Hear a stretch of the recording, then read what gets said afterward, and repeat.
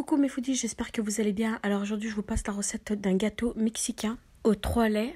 C'est un gâteau imbibé de 3 laits avec du lait entier, du lait concentré sucré et non sucré. Voici la liste des ingrédients qu'il vous faut pour réaliser cette recette. Dans un bol de robot, mettez les œufs.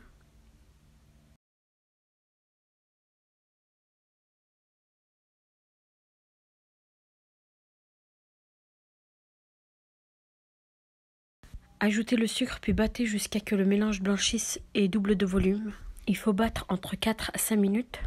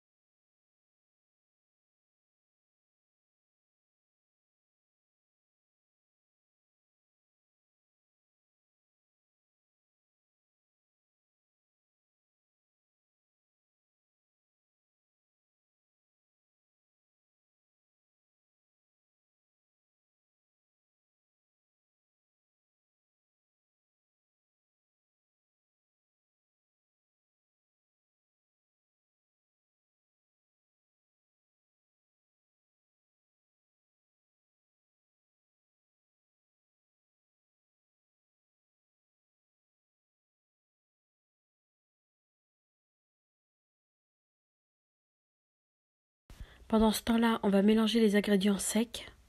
Dans un bol, versez la farine, puis la levure chimique, puis une pincée de fleur de sel ou du sel.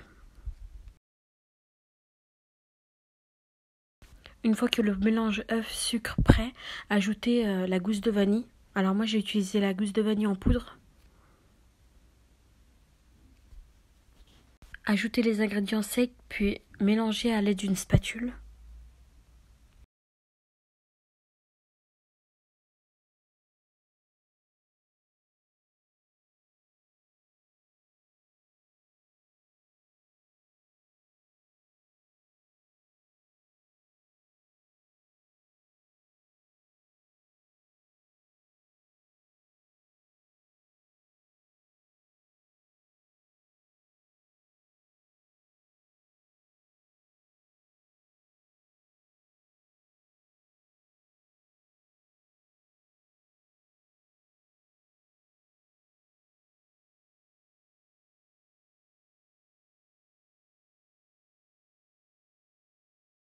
Ajoutez le beurre fondu et refroidi.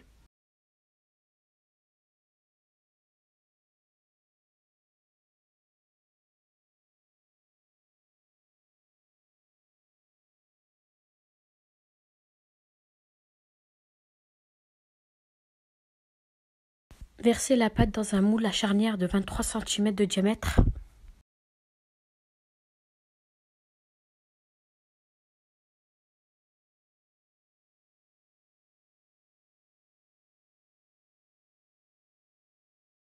Puis enfournez à 180 degrés pendant 20 à 30 minutes.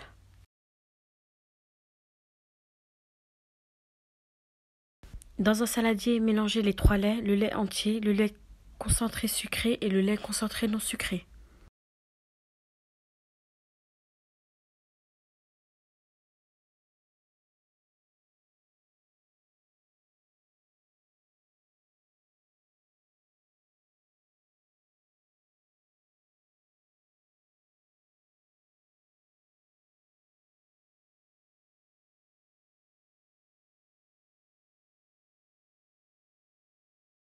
Une fois le gâteau cuit, sortez-le du four et piquez un peu partout avec un pic en bois ou un couteau.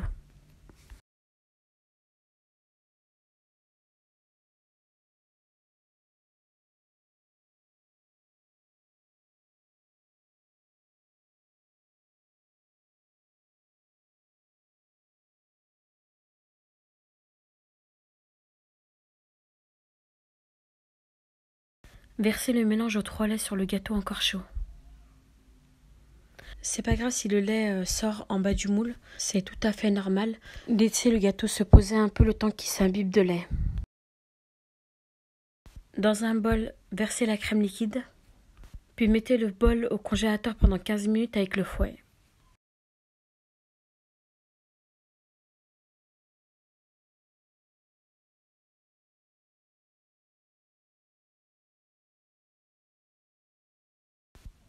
Montez votre crème en chantilly. Et au fur et à mesure qu'elle monte en chantilly, on va ajouter le sucre en poudre et la gousse de vanille.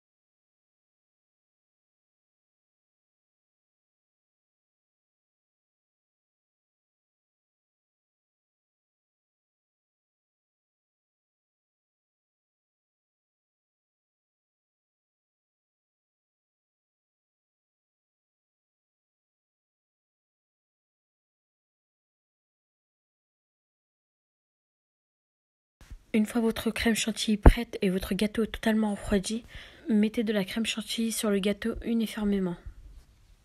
Une fois que vous avez fini, vous pouvez décorer le gâteau avec du chocolat en poudre ou des copeaux de chocolat ou des fruits rouges ou des fruits tout court ou le laisser nature.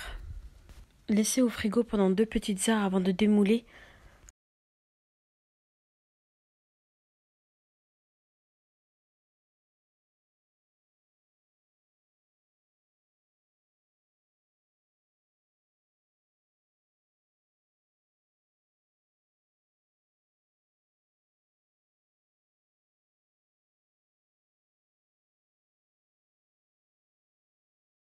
Voici le gâteau une fois démoulé. On retrouve une génoise vraiment très moelleuse grâce au lait qu'on a mis. Alors ça fait pas du tout pâteux, ça fait vraiment une génoise moelleuse. J'espère que cette recette vous a plu. N'hésitez pas à liker, à partager la vidéo et à vous abonner à ma chaîne YouTube pour m'encourager. J'espère vous retrouver à très vite dans une prochaine vidéo.